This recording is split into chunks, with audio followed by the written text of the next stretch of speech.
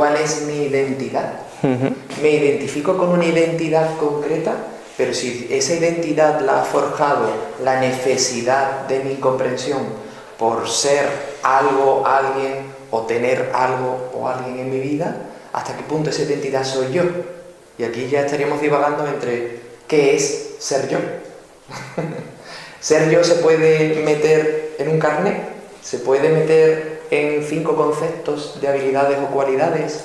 La espontaneidad se puede conceptualizar. Esa sería una buena pregunta. Evidentemente le podemos poner muchos adjetivos, pero el concepto de cada adjetivo para cada uno va a ser diferente. Por lo tanto, algo en expresión no se puede definir.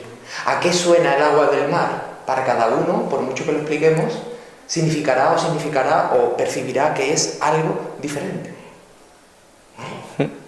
Si no me respeto a mí, no puedo respetar a los demás. Pero respetarme a mí es respetar mi cuerpo, es respetar mi ego y es respetar mi conciencia. Si lo que hago es culpabilizar a mi ego y tengo un conflicto interno, ese conflicto interno lo voy a depositar también externamente en los demás, ¿vale? Por lo tanto, es un punto importante darnos cuenta que somos blanco y el negro, no somos blanco o negro.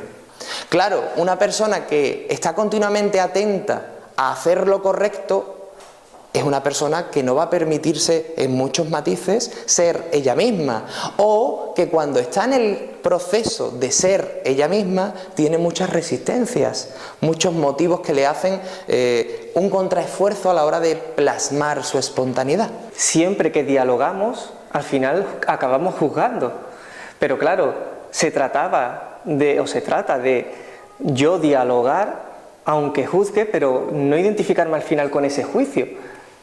Si en ese diálogo yo me identifico con ese juicio, al final me agarro a los conceptos que yo he ido adquiriendo en las experiencias que he tenido a lo largo de mi vida. Y en lugar de dejarme llevar por lo que yo realmente, lo que a mí realmente me sale espontáneamente, voy a buscar llevar razón o menospreciarme en esa conversación, en ese diálogo. Nosotros tenemos nuestra espontaneidad, nuestra personalidad innata y nuestra personalidad aprendida, ¿vale? Le llamamos el ego, ¿no?, a esa mente que conjuga sentimientos y emociones, y después tenemos nuestra espontaneidad, que le llamamos, bueno, pues conciencia, por ponerle un nombre, pero básicamente es espontaneidad.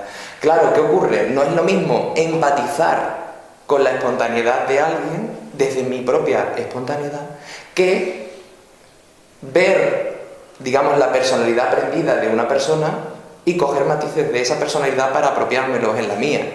Ahí estoy sesgando mi espontaneidad para, digamos, formar parte de un común con otra persona, para de algún modo tener rasgos de otra persona en mí. Y esa es la diferencia entre empatizar e identificarse. Yo puedo empatizar con la vida de una persona, pero no por ello tengo que sufrir ni marcarme los mismos objetivos, que al final se lo marca el miedo de la persona, que tengan. Yo puedo respetar el proceso, la vida, la situación de una persona y no tengo por qué hacerla también mi proceso o mi situación. Y esa es la clave de estos términos, ¿no?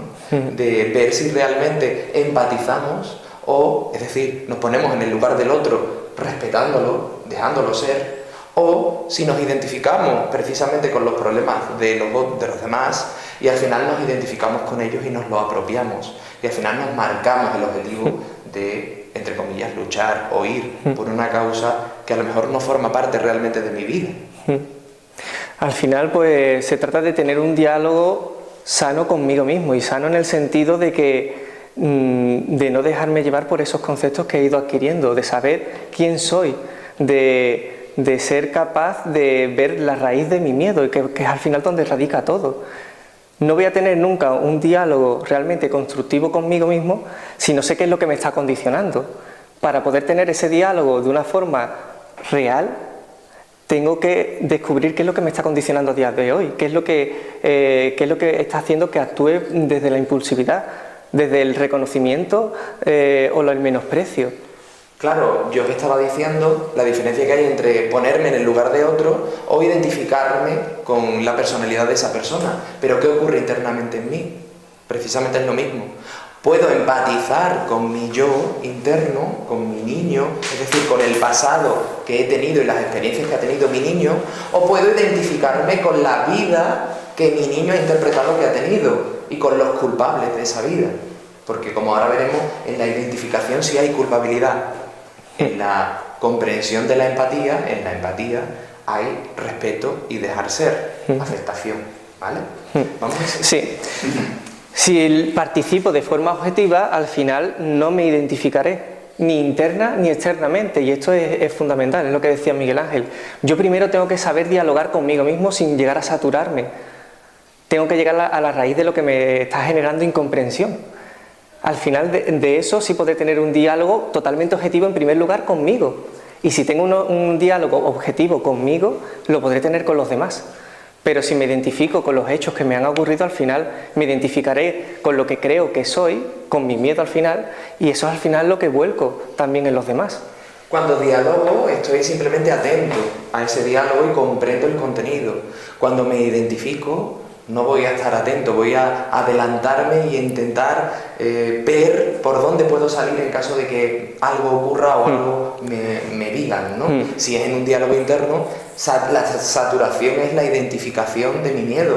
Me identifico con mi inseguridad, con mi miedo y me saturo. De la saturación, de un primer pensamiento de duda, van a brotar un sinfín de pensamientos que me van a impedir decidir en mi vida. Y acabaré eligiendo una y otra vez opciones según considere que me estoy alejando cada vez más de mi miedo.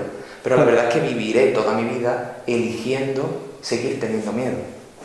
Cuando realmente empatizo y puedo comprender a mi niño del pasado, empatizar conmigo mismo, con mi yo adulto, mi yo desde la niñez, puedo comprender la experiencia que tuvo el niño, lo que para el niño fue esa experiencia. Y también puedo comprender con la experiencia de vida a posteriori que he tenido si lo que el niño percibió fue real o no.